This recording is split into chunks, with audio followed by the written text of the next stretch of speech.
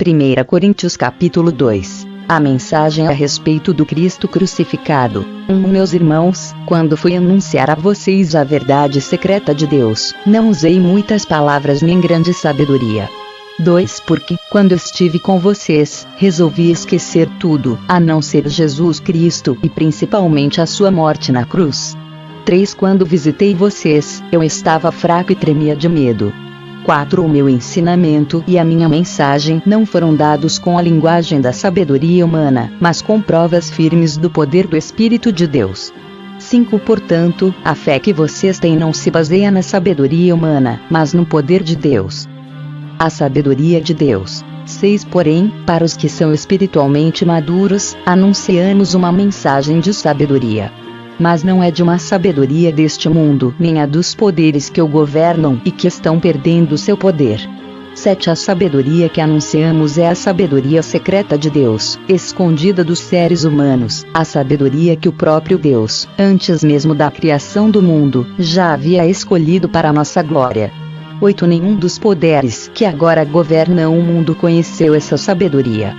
Pois, se a tivessem conhecido, não teriam crucificado o glorioso Senhor. 9. Porém, como dizem as Escrituras Sagradas, o que ninguém nunca viu nem ouviu, e o que jamais alguém pensou que podia acontecer, foi isso que Deus preparou para aqueles que o amam. 10. Mas foi a nós que Deus, por meio do Espírito, revelou o seu segredo. O Espírito Santo examina tudo, até mesmo os planos mais profundos e escondidos de Deus. 11. Quanto ao ser humano, somente o Espírito que está nele é que conhece tudo a respeito dele. E, quanto a Deus, somente o seu próprio Espírito conhece tudo a respeito dele. 12. Não foi o Espírito deste mundo que nós recebemos, mas o Espírito mandado por Deus, para que possamos entender tudo o que Deus nos tem dado. 13. Portanto, quando falamos, nós usamos palavras ensinadas pelo Espírito de Deus e não palavras ensinadas pela sabedoria humana. Assim explicamos as verdades espirituais aos que são espirituais. 14. Mas quem não tem o Espírito de Deus não pode receber os dons que vêm do Espírito e, de fato, nem mesmo pode entendê-los. Essas verdades são loucura para essa pessoa porque o sentido delas só pode ser entendido de modo espiritual. 15. A pessoa que tem o Espírito Santo pode julgar o valor de todas as coisas, porém ela mesma não pode ser julgada por ninguém. 16. Como dizem as Escrituras Sagradas, quem pode conhecer a mente do Senhor? Quem é capaz de lhe dar conselhos? Mas nós pensamos como Cristo pensa. Jó capítulo 19. Resposta de Jó: vocês me insultaram. Então em resposta Jó disse: 2. Até quando vocês vão ficar me atormentando e me ferindo com as suas palavras? 3. Vocês já me insultaram várias vezes.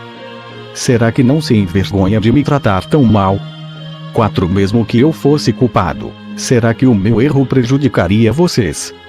5. Vocês pensam que são melhores do que eu e acham que a minha desgraça prova que sou o culpado. Deus me atacou com desgraças. 6. Pois fiquem sabendo que Deus foi injusto comigo. Foi Ele que armou uma armadilha para me pegar. 7. Eu protesto contra a sua violência, mas ninguém me ouve. Eu peço ajuda, porém não existe justiça. 8. Deus fechou o meu caminho com um muro, de modo que não consigo passar. Ele cobriu de escuridão os meus caminhos. 9. Deus tirou toda a minha riqueza e destruiu a boa fama que eu tinha. 10. Ele me atacou por todos os lados até acabar comigo e arrancou pelas raízes a minha esperança. 11. A sua ira contra mim queimou como fogo. Ele me tratou como se eu fosse um inimigo. 12. Ele me atacou com desgraças. Como se fossem tropas, elas cavaram trincheiras e acamparam em volta da minha casa.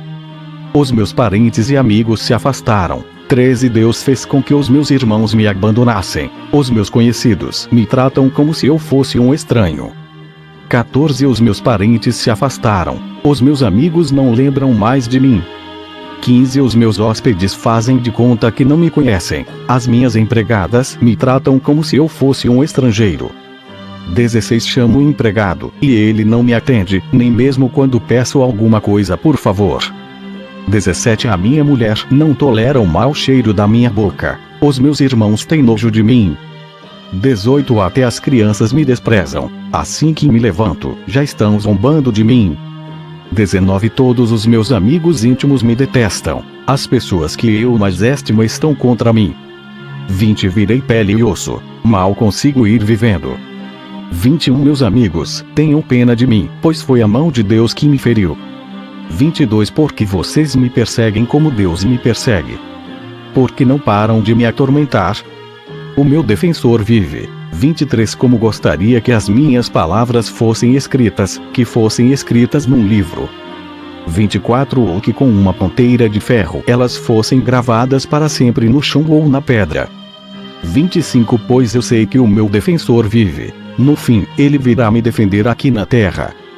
26 Mesmo que a minha pele seja toda comida pela doença, ainda neste corpo eu verei a Deus. 27 Eu o verei com os meus olhos o verão, e ele não será um estranho para mim. E desejo tanto que isso aconteça. 28 Vocês dizem, como foi que nós o atormentamos?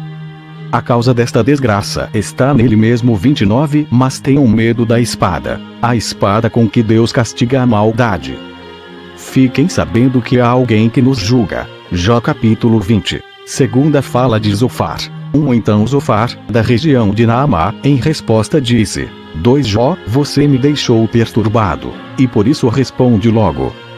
3 As suas repreensões são um insulto, mas eu sei dar a resposta certa.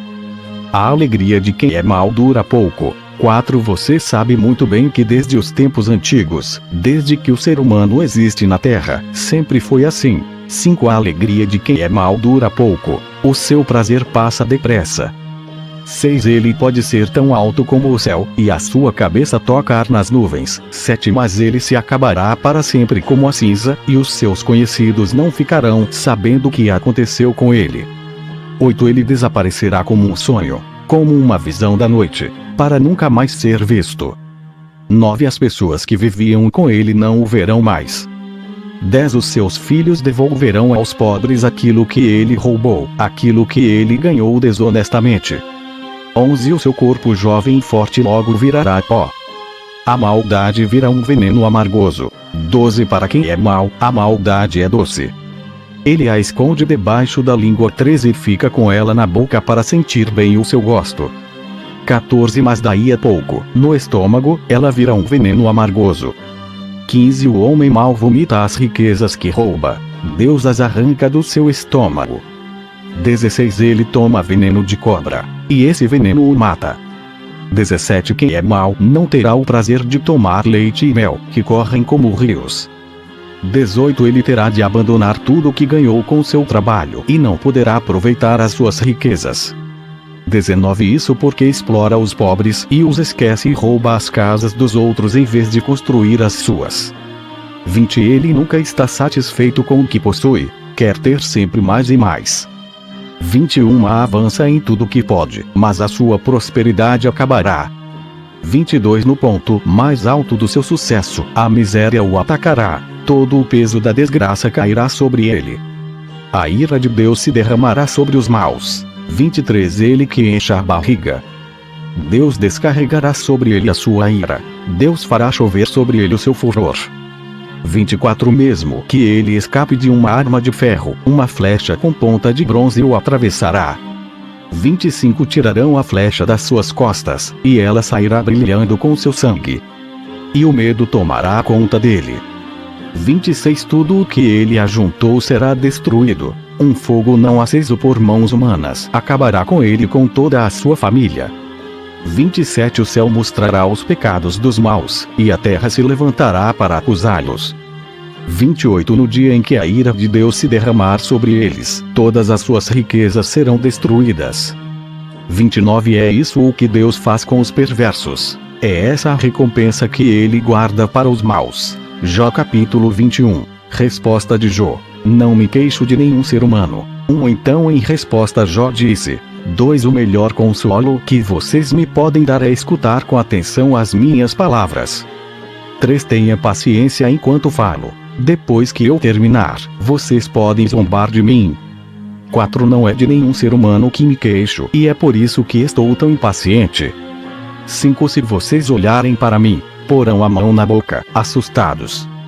6. Quando penso no que aconteceu, fico perturbado, e o meu corpo todo treme. Os maus cantam e se divertem. 7. Por que será que os maus continuam vivos? Porque chegam ricos à velhice.